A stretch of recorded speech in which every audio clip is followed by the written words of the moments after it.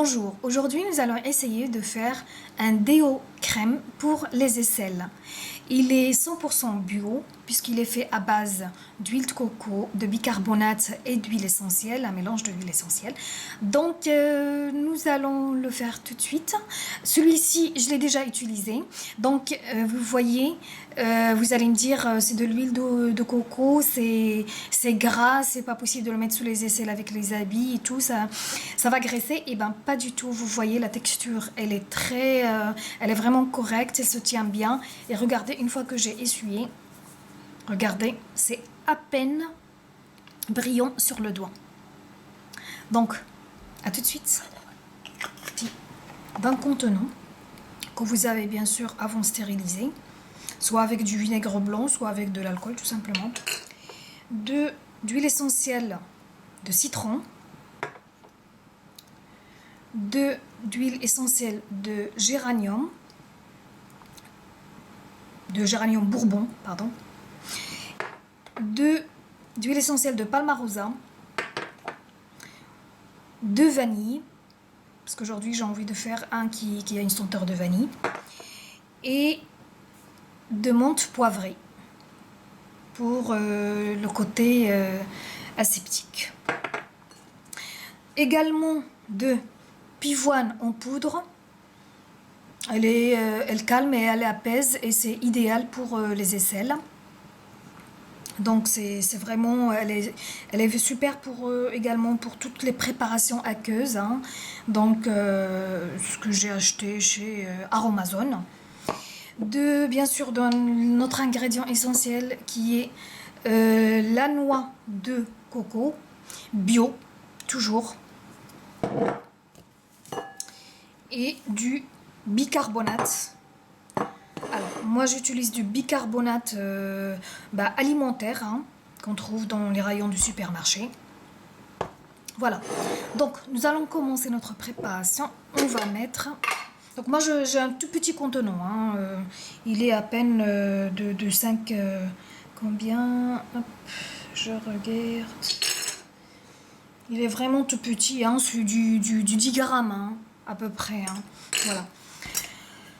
Donc, je vais commencer par prendre ma noix de coco. Hein. C'est pas de la noix de coco râpée, c'est de l'huile de noix de coco. Vous allez me dire de l'huile, ah ben c'est une texture normalement liquide. Eh ben non. Là, on va l'utiliser sous forme de... dans sa forme habituelle, hein, parce que l'huile de coco, bah, bien sûr, elle est en état solide.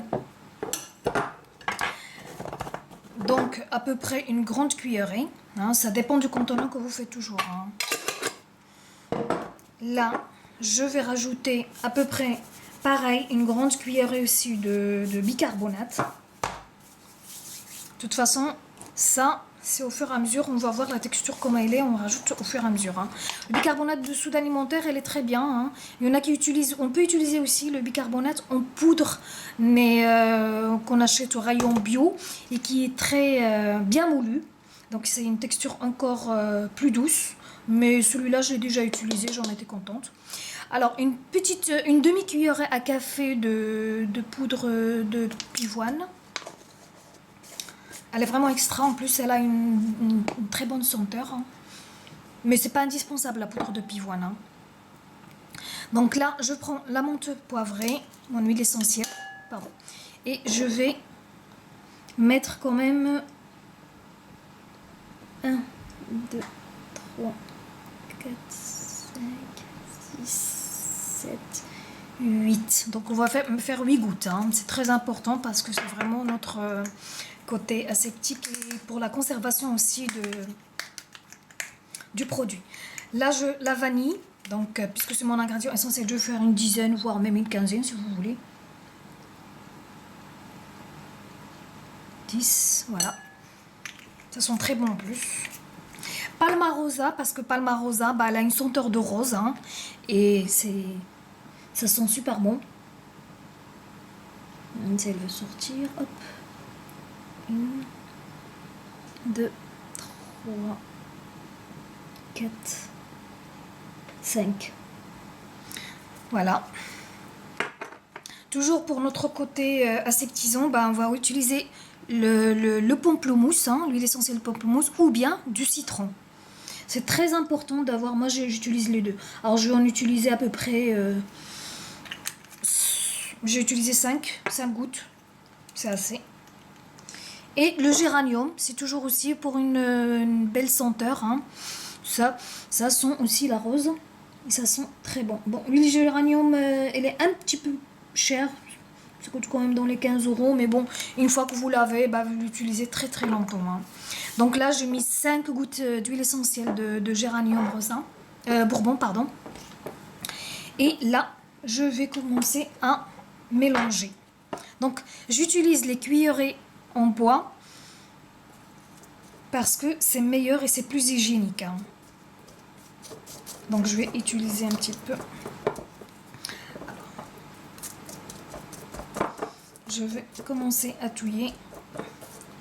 N'hésitez pas un petit peu à, quand vous voyez que l'huile de coco ne veut pas fondre, n'hésitez pas à la faire fondre un petit peu. Mais bon, moi je la travaille comme ça. Elle va de toute façon fondre au fur et à mesure.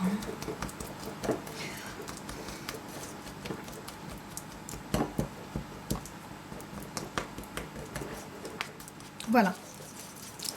Donc on va bien mélanger hein, pour que tous ces éléments s'homogénisent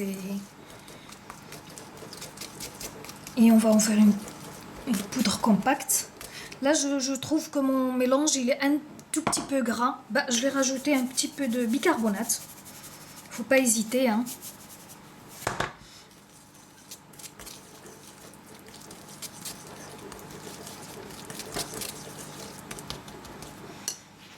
Voilà, donc je vais mélanger tout ça et on se retrouve tout de suite après.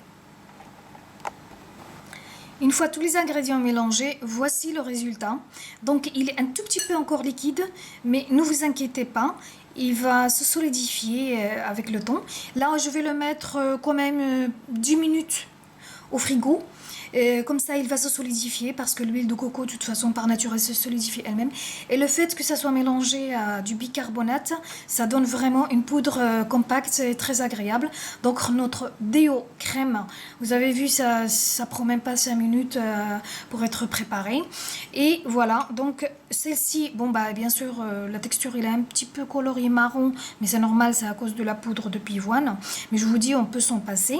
Sinon, moi, j'avais fait déjà, comme je vous avais montré au début, mon déo crème, vous avez vu, on obtient parfaitement une crème homogène, solide, et voilà, dont la texture est agréable, et une super senteur, et surtout bio, et on sait ce qu'on met sous nos aisselles.